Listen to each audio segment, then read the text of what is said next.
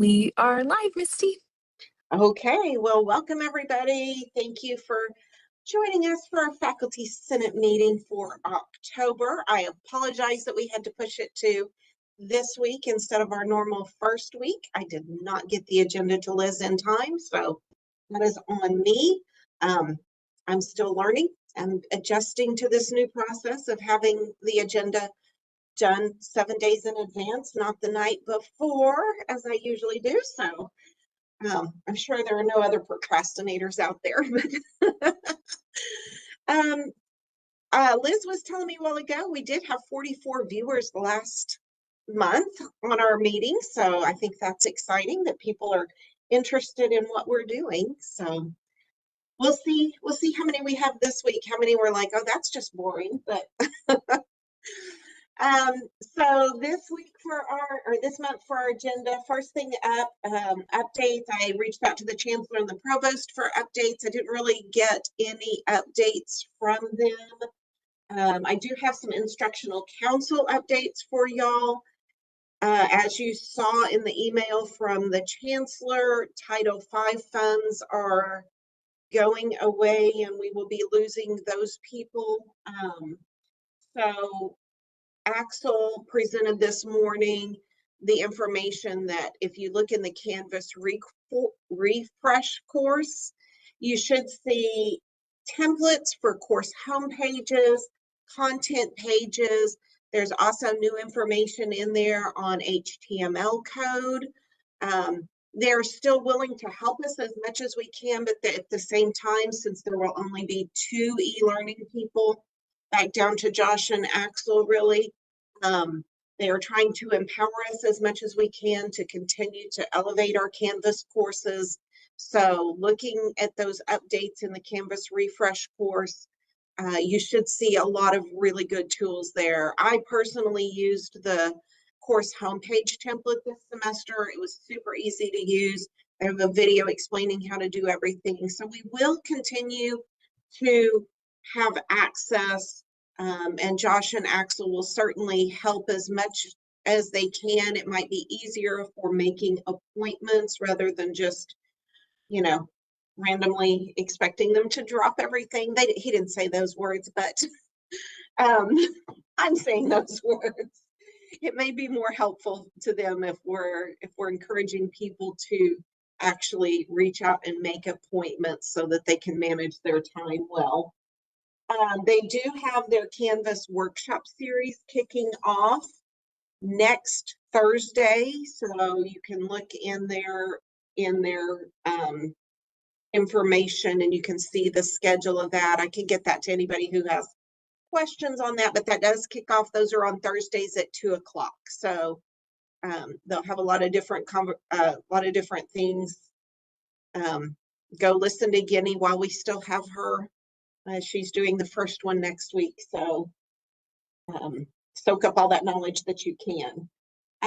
There was some conversation about the bookstore Barnes & Noble at Instructional Council. Essentially, we will continue to encourage OER use, the resources, developing those courses, because we do see the value in those, and overall using those OER courses and stuff, figuring in that some of our students are using those materials helped bring down the price point for our students for their course materials. A kind of interesting point that I hadn't really thought about. So when Barnes & Noble takes over, it will be $24 per credit hour for the course materials. That is actually a subscription. So it's a subscription to Barnes & Noble that allows them access to the material. So thinking of it that way, instead of thinking of it as, oh, that's the textbook cost. No, it's really their subscription price for access to the materials. I don't know if that helps anybody else, but that's the way that it's being talked about at this point, is think of that as a subscription. Um, there will be OER professional development on November the 14th from 9:30 to 11:30 on the Flower Mound campus. So watch for information coming about that.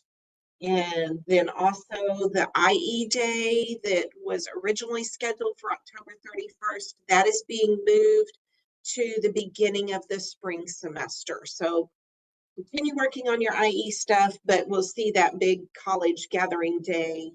I believe they said January 30th.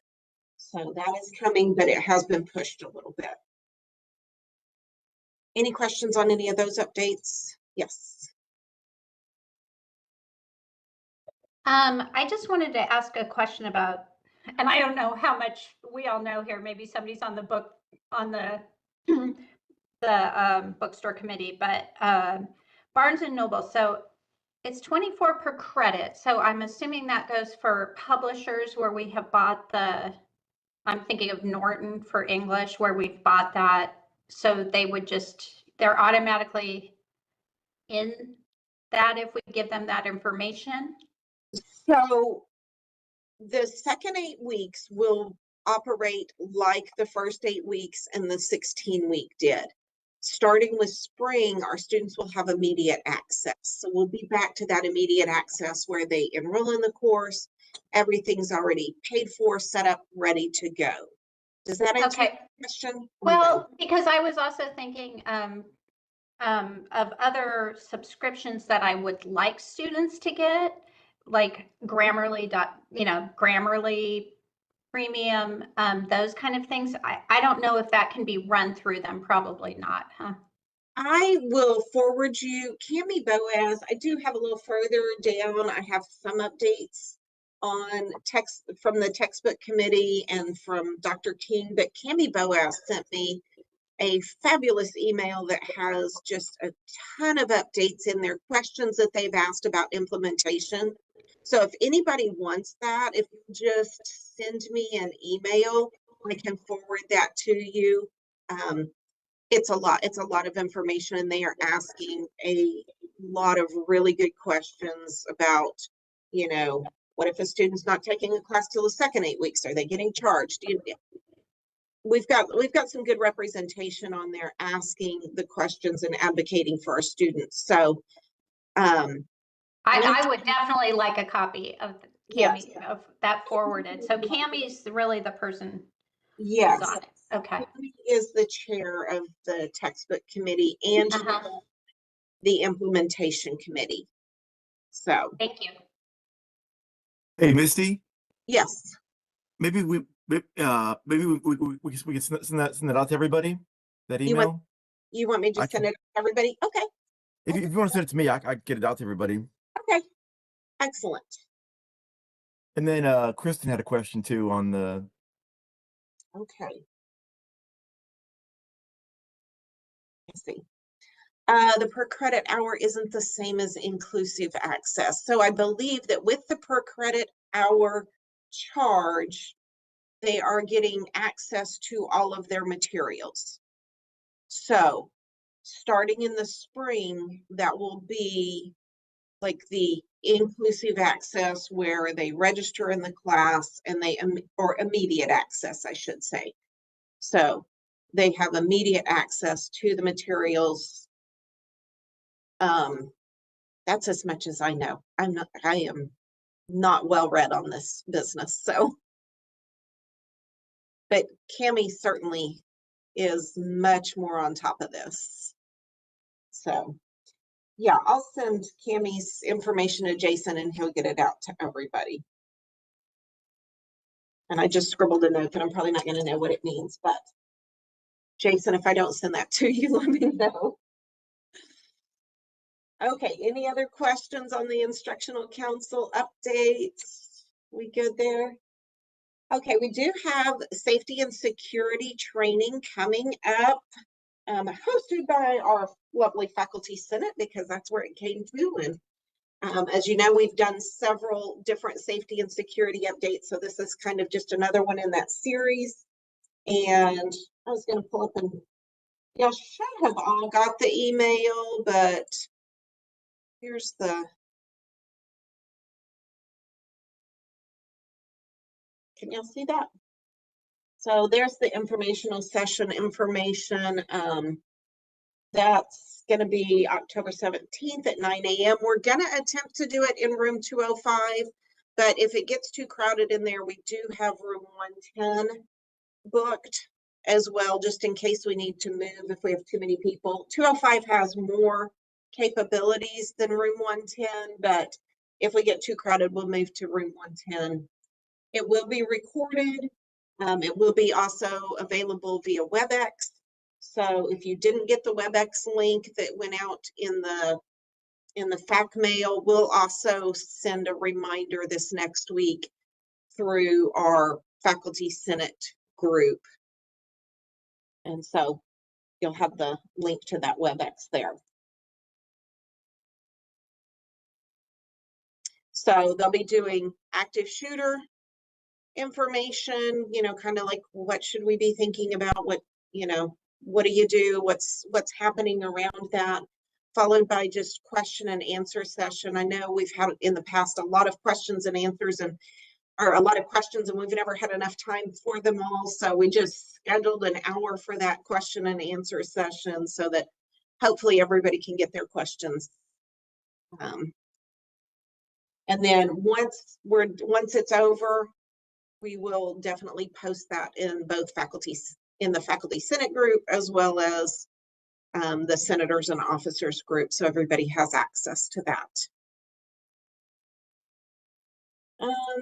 Doug, do you have any bid updates for us?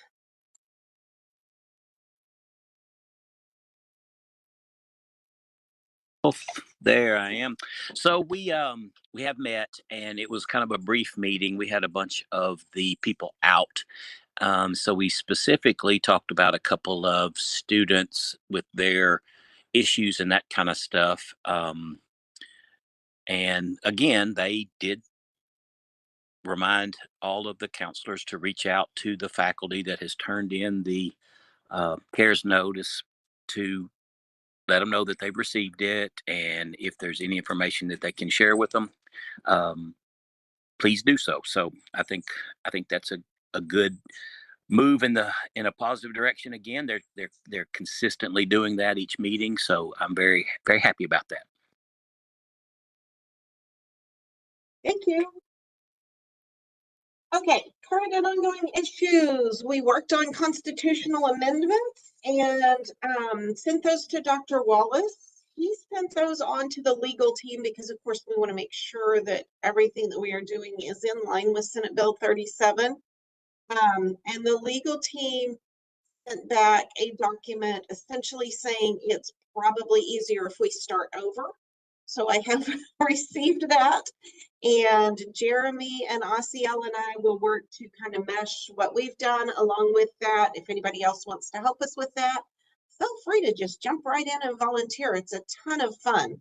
Nothing quite like reading a bill, and as a mathematician, I'm like, what am I even reading? Jeremy, what is going on here? So Jeremy has been invaluable in this process, I'm just gonna say. So with that going on, that is like our major focus for now, is just getting everything cleaned up, making sure that our Faculty Senate is solid, that we are approved and all of that. So Thanksgiving break proposal, we are going to hold off on that. We are not moving forward on really any proposals right now until we get our Constitution in a good spot. It is just not the right timing for it. So that we can bring up at a later date, but for now we are focused on those constitutional amendments. Student handbook review. I believe we have Ellen and Ann both on the call. So if one of y'all want to give us any updates that y'all have, I'm sure y'all have not finished that yet, but no. But we also have Sarah Guittardi here with us as well. So she joined the meeting. It was very productive. And we came up with a nice plan. And maybe Ellen and Sarah can fill in the blanks that I know I'm going to have. But the first thing that we all commented on was that the student code of conduct is buried deep in this document, in the student handbook, where we think it should be closer to the front of the student handbook. So that's the first thing that we will probably address. But we also talked about sort of revamping the headings and the wording for the various heading portions of this, and having a list of student expectations as the first thing that the students see, and then going through and sort of filling in what comes from those student expectations, sort of the consequences of what would be if you didn't follow those. We've divided it up there's 4 of us on the committee, including Danielle, and we divided it up into looking at, I'm doing an email template so our students know how to address their professors in the proper manner. And Sarah, I can't remember who else is doing what. Somebody's doing, I think Sarah's doing one on how to deal with your frustrations as a student. And I can't remember who else is doing what. Sarah, if you don't mind.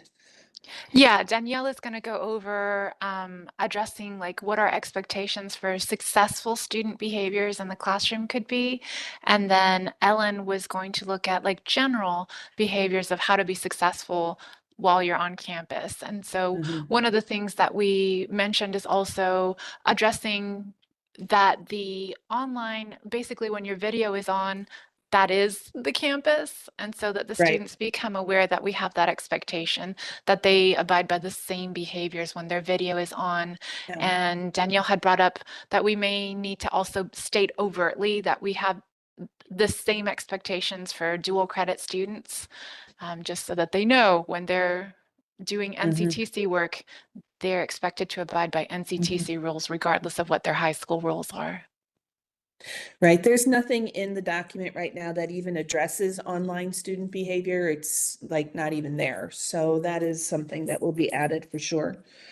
So we also talked a little bit about AI and policy and how that works as well. So we will be meeting, or we will be working on our individual sort of side projects, and we'll be meeting again around November 14th to sort of review what we've got. This is going to take a bit of time, especially if we're talking about rewording the whole document. So just give us a little bit. We're getting there. So anyway, I don't know if Ellen wants to say anything or Sarah, but I think that's pretty much where we are right now. Yeah, So. I think that was a good. The only other thing would just, our end goal would be to make the document specific in detail, and then perhaps ask marketing to make like a 5-minute summary video, something that all professors could post in their classes for students to Right. kind of get an overview. And then if they need more details, we have the handbook for them, but they could get a little crash course, something interactive that we know that they see. I love that. Jeremy, you have a question? Oh, no, you put your hand down. I had a recommendation. I was discussing with excused absence policies with professors, and I didn't realize that the student handbook had a section on excused absences for 2 groups in particular, military excused absences, so people get called up for National Guard, that sort of thing. And the other one was religious accommodations. And what I didn't realize at the time, because I was discussing this with another faculty member, and they had like a hard, no excused absences thing. And I was wondering, does that have religious liberty implications? We do have excused absences for that, but it's kind of a weird thing where you have to tell the instructor in the first 15 days, I think it is, of the semester in order for them to accommodate that.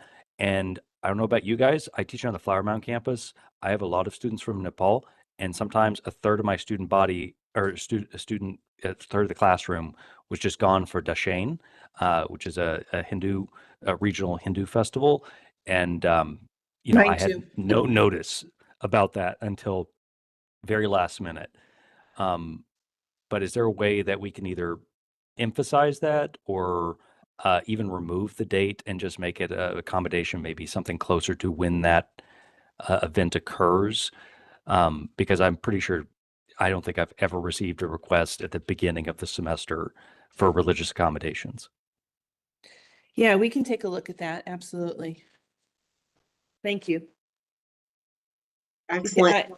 Yeah, I had the same problem, Jeremy. I'm at the MSU campus, so about a third of my students from Nepal were absent for that. So that's a good idea. Thank you. Yeah, I only had like a few hours notice. My Mm. students came in, they're like, we are leaving for Austin right now. So I was like, okay. Thank you all so much for your work on this. I think it is important. And I think that, you know, the better our communication with our students is, especially that communication of our expectations, just the easier it becomes for everybody to understand and to follow. So I really appreciate all y'all are doing. Let's see. Oh, I had a fabulous conversation with the lovely Kate Richardson. I don't know how many of y'all know her. She is always so helpful. But we had talked about in the general meeting, and then I think it came up in the last meeting as well, students being dropped during the summer on a Thursday, and then the college is closed all weekend and students not being able to get back into their courses until Monday, and how that, you know, hinders their progress in the course, because in a summer course and a 5-week course or a 3-week course, in those fast-paced courses, that's a lot of material they're missing. So essentially what she told me is students are able to set up payment plans until the official date of record, which in the summer is day 4, which means it falls on Thursday. So that's why students have been being dropped on Thursday, because that is their last possible time to set up a payment plan and take care of those bills. So we talked about things that can be done to help with this issue. Somebody had mentioned in our last meeting that one semester there was someone monitoring emails over the weekend and everything, and she informed me, yeah, we don't really have a person monitoring emails. We have Kate monitoring emails, you know, when she can over the weekend. So she said she will try to be better about that during that week, after students have been dropped, to try to get them back in those courses faster. But that is her working off the clock over the weekend, reinstating those students. But she did say she will attempt to monitor that more in future semesters. Now, there were a couple of encouraging, not off the clock things that can be done. So she says they're going to pilot notifying students who have not paid the Monday before they would get dropped. In previous semesters, it was going out the week before, but she's hoping that, you know, by sending it out that Monday, a little bit closer to the actual drop date, that it will be a little more effective, because they'll be like, oh, that's like right around the corner. Let me get this done, hopefully. So they're going to pilot that and see if that doesn't help. And she is going to look to see if there is any way to move the date when the students get dropped to Wednesday instead of Thursday. Just, you know, that's an internal procedure, but it's not completely in her control. So she's going to look and talk to some people and see if there's any way to do that. That way, students have Thursday to contact and, you know, asked to be reinstated.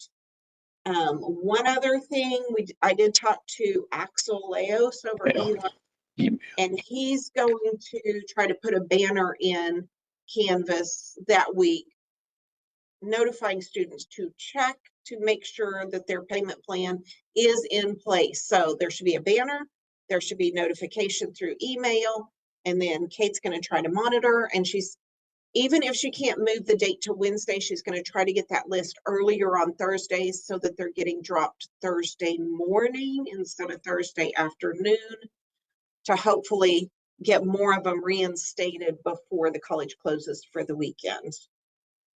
Robert, did you have a comment, question?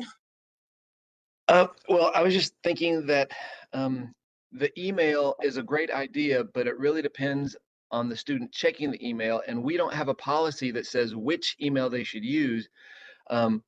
Rebecca, my wife, teaches over at Collin, and they have their policy is that it has to go, that students have to use their Collin email so that it's not trying to go out to Canvas or not trying to go out to their personal email, so that there's kind of one consistent channel. And I wonder if we need to make a similar policy, because if it goes to the email they're not checking, the one we assign them, that's of very little use and is somewhat feckless. Yes. I would hope that all instructors are talking to their students during the first week of classes, saying, you do have an NCTC email. This is where all of your official emails are going. If you're not checking that, forward it to an email you actually check. That's a conversation that I feel we as instructors should be having with our students, just because we're a lot of times that first point of contact. We're the first ones telling them, and then they're like, oh, I didn't know. Look at that. I have 250 emails. So I just had a message from Kate. I think she's actually listening in. Yay. And let's see if I can find it. I'm still figuring everything out in here. So NCTC email is the official email of NCTC. So that is our policy here. So that's what I suspected, but I don't know if it's written somewhere but I would say as instructors, let's make sure that we're covering that first day of class so that our students are getting that set up.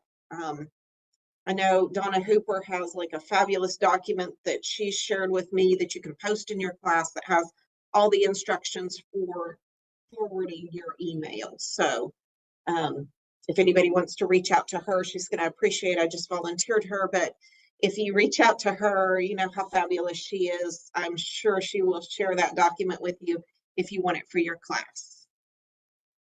Jeremy, question? Comment? Oh, you're muted. I'll echo Robert's sentiments there about the email. I don't know if it's possible for the payment folks to contact them directly through a Canvas inbox, because I tend to get faster responses from students that way, because they're often checking that more than NCTC email. But that may be an option. I did want to add something else that's related to this. It's not specific to the short semester, the summer semesters, but it does have to do with drops for non-payment. I had a student this semester that was added back to all of his classes except for mine. And apparently the process is that when you request re-enrollment, you have to list the exact classes that you want to be added back to. And somewhere along the way, he forgot to list mine, but listed all the others. But he had the intent of including mine. And then he had been showing up to class, participating, doing all that good stuff. And I checked the, grade book one day when he's not there, and I realized, oh, he's not in the class anymore. Talk with him about it, and then I call over at the registrar's office to see what's going on, and found out that email just did not include it. So we kind of worked something out. But is there a way to either let them specify classes, or alternatively say, I want to re-enroll in all classes? That way they could just, catch any of the gaps that might happen there. I will have a chat with Kate and see. I don't know if that's possible in the system. I would assume they have some kind of history for the students. So I will reach out to her and see if that's possible. If it's available, I'm sure they would be willing to do that.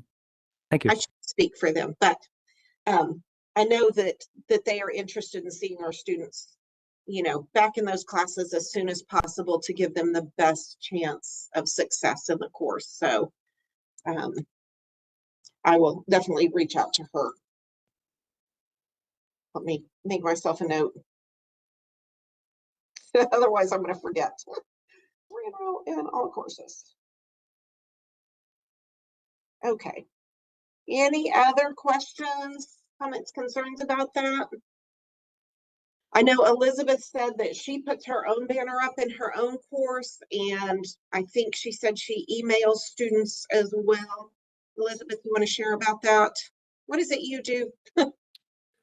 Yes, no, I do send them emails. I tell them in class, and I send announcements in Canvas of, heads up, you're going to be dropped next week. If you haven't taken care of payment, please go to your account in my NCTC and check the financials tab, see what is there. And I send that, I think twice, the week before and the week of, because during the long semesters, it usually is on a Wednesday or a Tuesday. And so I'll send it like the Friday before and then the Monday of, and just telling them, and I announce it in class, make sure you've taken care of anything. I can't see anything, based on your individual stuff. I just know around this time, students who haven't taken care of payment, get dropped. So, double check. And I think it has helped. It has reduced the number. I only had 2 this long semester out of 4 classes. And so that was good for me in terms of getting them back in.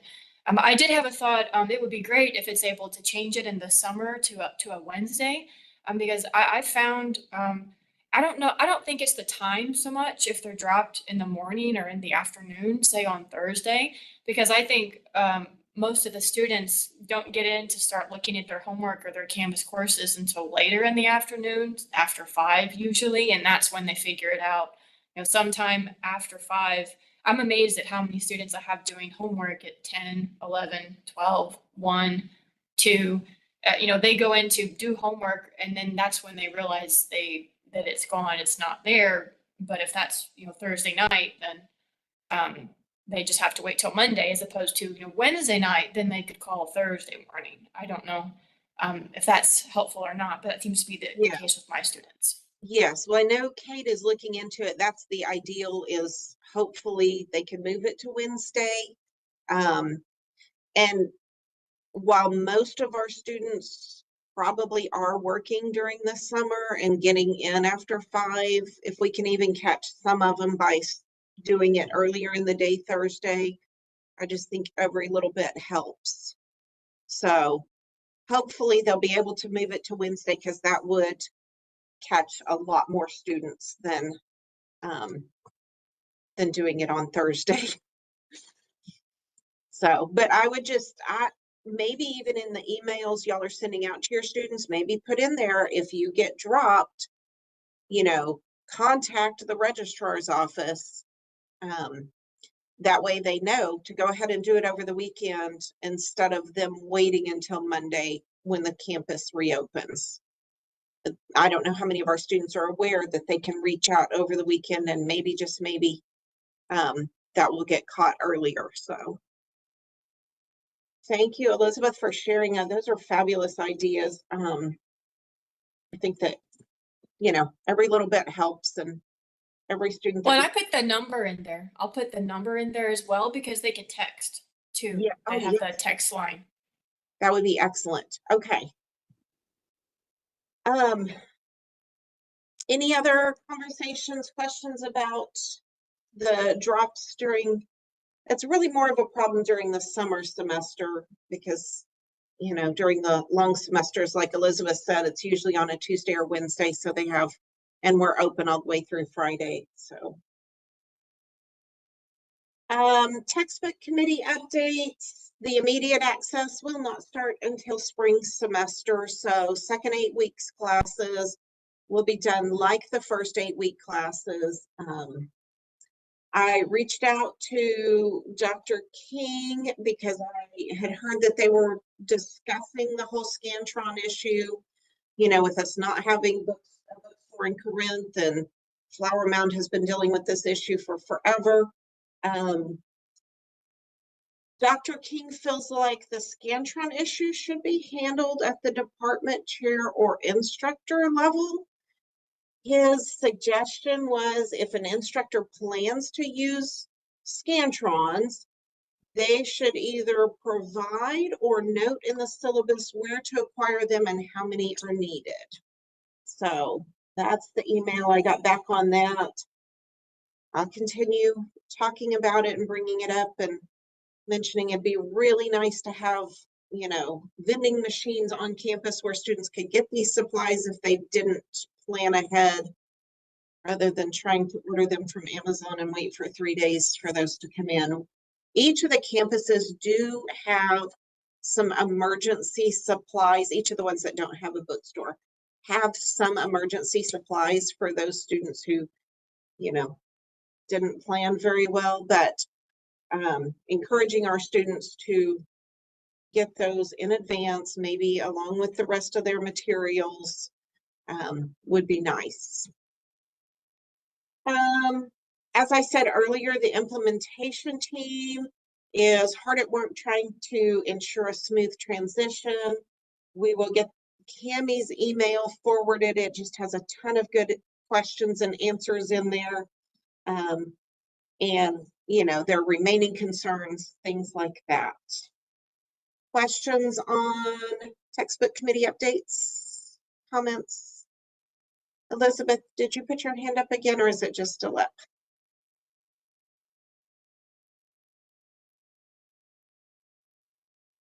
Got it down. Thank you. Okay, just making sure I didn't miss a question or comment.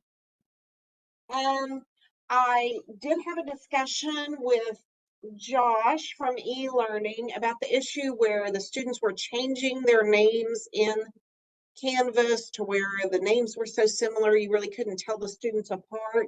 He's going to discuss with IT to determine if there are any settings that can be changed to make it better so that we can see those. The temporary solution is just to activate that notes column and put the student's name in the notes column. That way you have it there right next to their name. So it's something, you know, we do have a workaround for that. But if you just activate that notes column, I use that all the time for, you know, pronunciations of names and, you know, who's OSD and who's testing where, that kind of stuff. So it's a great little column where you can put information like that. So that's our temporary workaround that Josh is looking into it. Questions about that?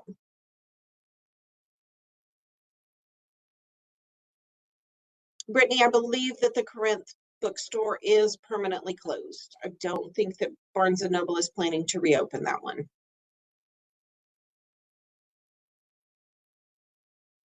Okay, a new issue that was brought up in between the meetings was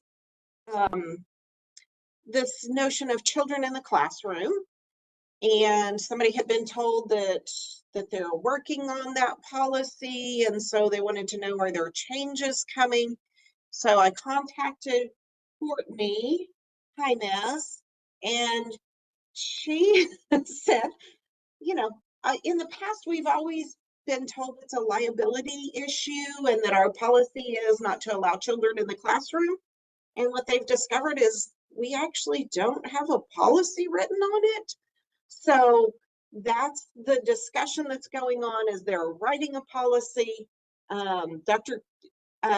She's working with Dr. King and Chancellor's Cabinet to propose a policy to the board. So if you have concerns or comments about that, I would reach out to Courtney just to make sure that thoughts and concerns on that are being relayed and that that's being incorporated into that policy. Any questions or comments on that? Yes, Elizabeth. I guess I had a comment and a question on it. I've had this question come up a couple of times in my division, and my department chair has always said no, absolutely no, because of, you know, liability and or fire code if there were to be, you know, too many, or the active shooter training, you know, coming in, who knows? I know during COVID it was like, no, if they're not on the roster, no, because, you know, we don't know who might be sick, kind of thing. And so I've always, told my students, no, I'm sorry. But it also kind of does tie to what you had mentioned earlier with the Thanksgiving proposal, the difficulty for the Thanksgiving break of, student parents parenting students who are not able to attend because their children are out of school and they can't get childcare for them because it is a holiday week. So does that the policy being written, will it apply for that also, or just year round? The Or policy would apply year round. So whatever they're writing would apply to all circumstances. Okay. I think that based on my conversation with Courtney, I think that they're interested in letting faculty have a little more say in what happens in the classroom in those cases, because it's really such an individual. I mean, there's a big difference between having a 6-month-old and having a 14-year-old sitting in your classroom as far as disruptions and things like that. So I don't have a ton of information on it, just, the little snippet of a conversation that I had with her. But if you're concerned about those, I would reach out and express to Courtney what your concerns are and what you think would be ideal in that policy. Okay. Thank you. I think my only concern would be, I like the idea of giving instructors a bit more, I guess, leeway, you might say, per circumstance. I wouldn't want to find myself in a scenario where a student said I was being unfair because, I let another student bring their child in this other class, but in this other circumstance, I said no to this other person coming, to this class. And then, me being in the position of someone saying I'm not treating all students Right. fairly. And I that guess. is definitely a concern with us having to interpret and decide. It's kind of like the whole absences thing. When you get into the whole, well, am I going to accept this excuse and not this one? It's just, there's always that jeopardy of, being accused of being partial to one over the other. So I would be very, very careful. I'm a little hesitant about the idea of them leaving it to me. I would rather my division chair say, here's our policy and this is what we're going to do as a division, than me have to decide who gets to bring their child and who doesn't. So, but I'm a rule follower. So Jeremy, what you got? Thank you.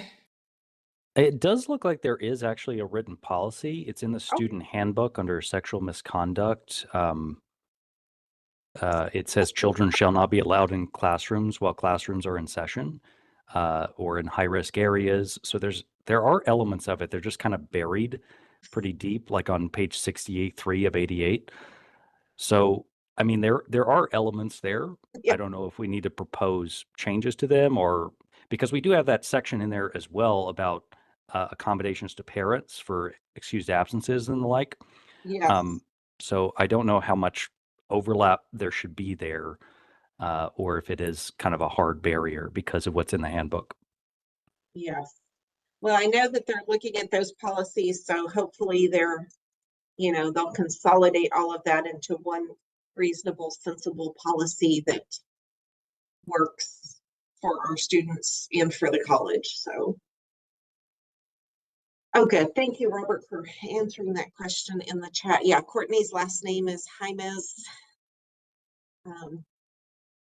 Any additional items we need to consider this month?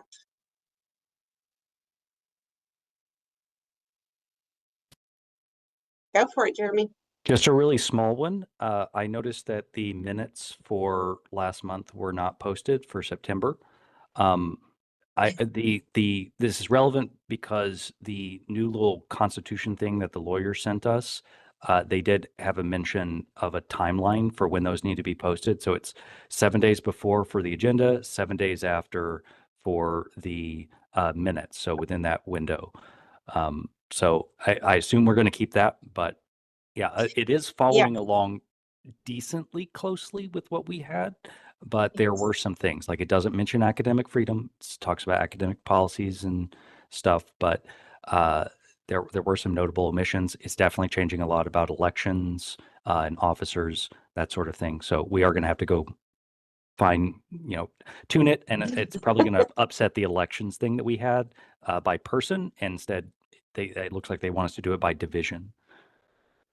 Oh, okay. Well, I haven't looked at it yet because I wanted to be able to have a poker face when I came into this meeting. Yeah. It was too close to the meeting for me to, to read it and come in and be super neutral. So my students are aware of my lack of poker face. So my students will often come up and they'll like put their tests in front of me and go, does this look right? And they're not even looking at the test. They're just looking at my face to see what my face does as they ask the questions. So, because they know what I'm going to say is, I don't know. Boy, I sure wish I knew that information right now. But my face is a dead giveaway. So we Probably will start working on that. Probably one of the more significant changes they made is that they are removing faculty at large from approving the Constitution. So it would just be us, the chancellor, and the board that's involved in that process. So yeah, it's a different document. It makes a lot of tweaks. Okay.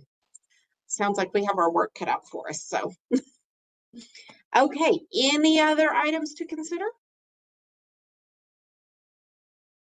Well, I appreciate all your time this morning. I appreciate those of you who took the time to view us on streaming. So, if there's anything that comes up for our senators in between now and the next meeting, don't hesitate to reach out to the officers. It's not that we can't work on things in between. Just, we're not going to do any votes or anything in between. That'll always be announced here. So, but we can work on issues and we can reach out to people and talk about things and get things moving, especially if it's something that needs immediate response. So appreciate everybody. I hope y'all have a fabulous weekend. Be careful out there. The OU traffic has started coming in. So if you're on I-35, watch out.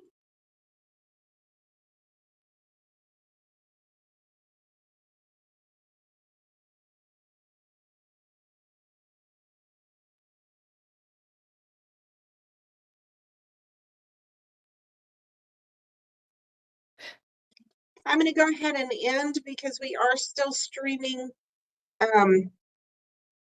Liz had somewhere else she had to be, so we are ending the WebEx at the same time as the streaming. So if anybody has any questions or comments, you can chat me through WebEx and we can meet there if we need to.